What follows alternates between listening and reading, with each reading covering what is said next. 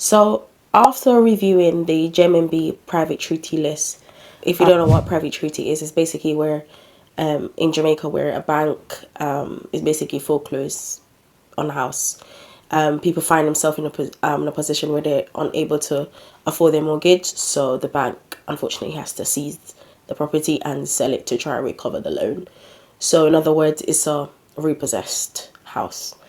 And after observing the private treaty JMB list, put it up on screen for you guys. There's many reasons why a bank people find themselves in situations like this, right? Some of them are very, very unfortunate, like illness, chronic illness like cancer, or like there's just different things, accident, tragic, that can cause to death or being disabled. And unfortunately can't do the line of work that they used to do to be able to afford the life that they had before, right? So there's a lot of reasons why, yeah, some is sickness, some is some of them bought it for Airbnb and unfortunately can't. Maybe they were sold into, say like for example, there's someone, especially if you're buying it in like Kingston. Kingston, I think it's a lot more conservative when it comes down. It depends on which areas in Kingston.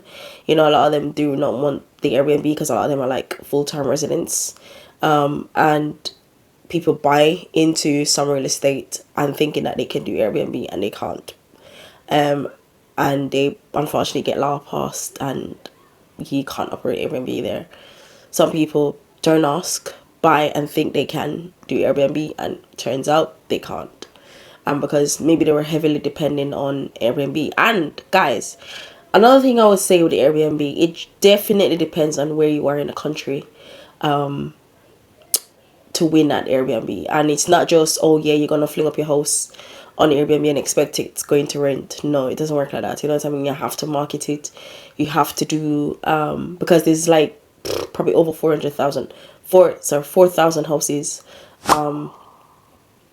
in Jamaica, are 5,000 houses on Airbnb, you know.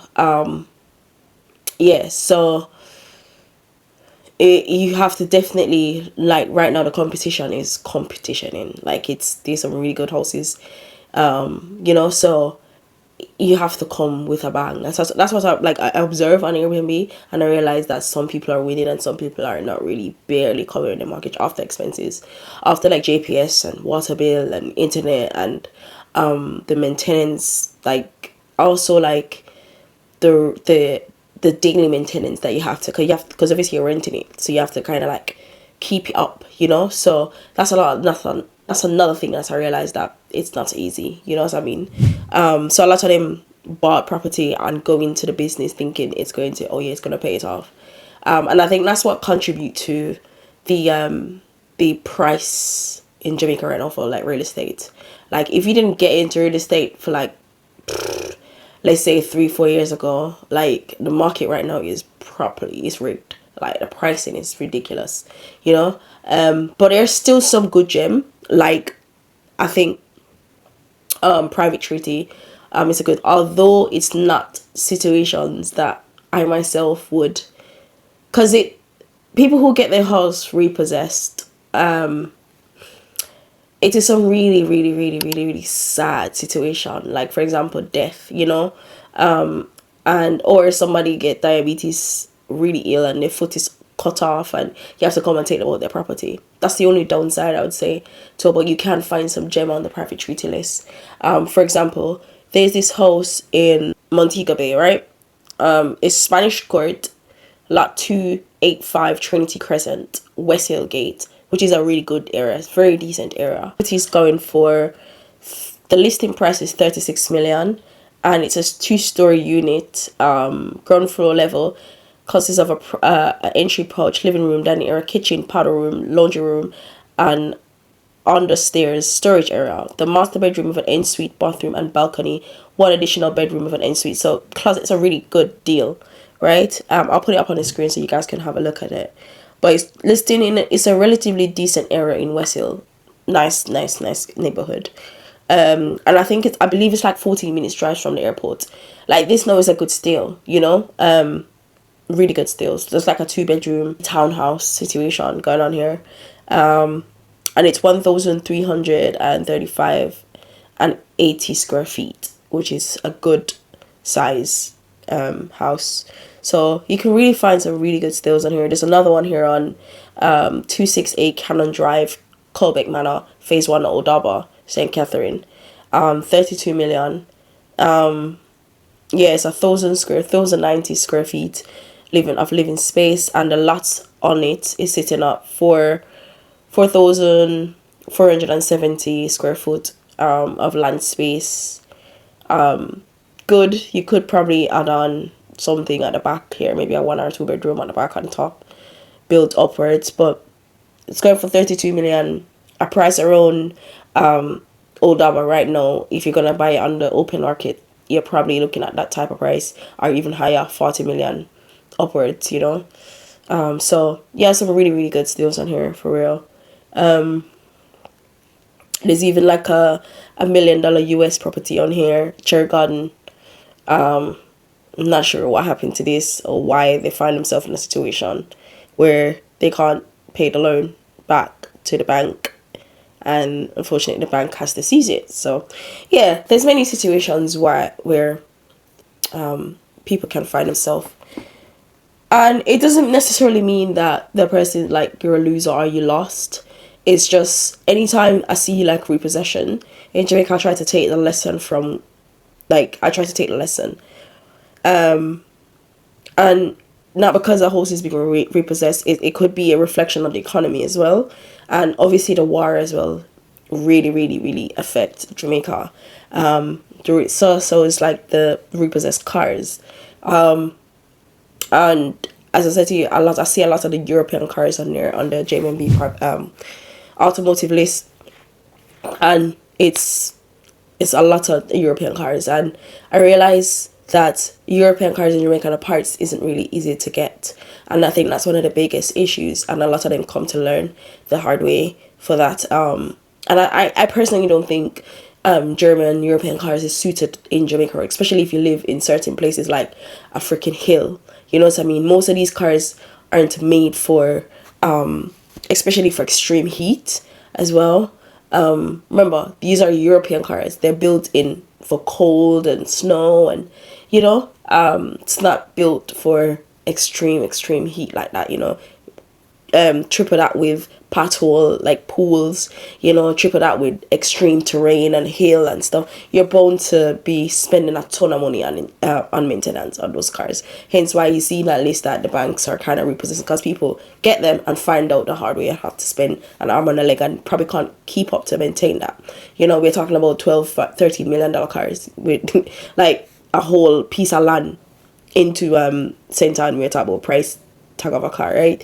And you definitely have to be pushing in some millions a year to afford that, you know. So yeah, that's just my observation anyway. So let me know what you guys think, and what you think about another thing. I'm appealing to any person who does like insurance in the finance era of Jamaica. I think there needs to be some sort of private sick pay, especially because of the rapid accidents on the road that happen on a daily basis. I think there needs to be some sort of sick pay. Where is there a company that can like form it and get like people in the construction field to maybe pay a monthly fee, and it will pay, maybe put into, you pay a monthly subscription or whatever have you, and then or any existing insurance company can you maybe perhaps add that to a new sort of business plan where Jamaicans can pump money into and pay like a monthly subscription. Just for example, you're paying like a car insurance, but it's like a private sick pay. So basically, where if you fall ill, or for example, if you broke a foot, I'm on in car work for 6 months, you're basically covered. Because not a lot of jobs in Jamaica would, some jobs that would pay you sick pay, and some of them won't pay you up until the 6 months end. You know what I mean? And a lot of, how many people's got good government jobs out there in Jamaica? So I think there definitely needs to be some sort of protection, where, for example, you get ill, you know, and like chronic illness we're talking about, like, and it will cover like 70% of your living expenses. I think that would be an amazing, amazing, amazing, amazing deal for the Jamaican community in Jamaica. Like, I feel like they have it here in London, and I think it's such an amazing great deal if a company, existing insurance company, would take that on and see. You never, I don't know if it exists in Jamaica, I'm not sure. Maybe need to do some research, but if it does, drop it down in the comment section. I'll probably tell, you know, the wider Jamaican company. But I think it definitely, because especially in the construction world, like if you drop off a building and you break a foot, you know, you have a mortgage, you have paying for gas, school, nobody to, you know, like, I think there definitely needs to be some sort of sick pay in Jamaica, you know. So yeah, something to cover your bills them for a period of time, even if it's for a year, you know, until you get back, or 6 months to get, until you get back on your feet. There's so many times I see people bust out their foot in a construction site and still have to basically work on the one foot, you know. Car accidents, rapid car accidents, because of the potholes them, people are crashing left, right and center. Unfortunately, some of them lose their life. And I definitely think it needs, Jamaica needs something like that. I'm not sure, do you guys think it's a good idea? Are all the diaspora that are into finances, maybe that would be a great idea for you guys to go and set up and see how the Jamaican market do with that. Let me know what you guys think. I'll see you guys later. Bye.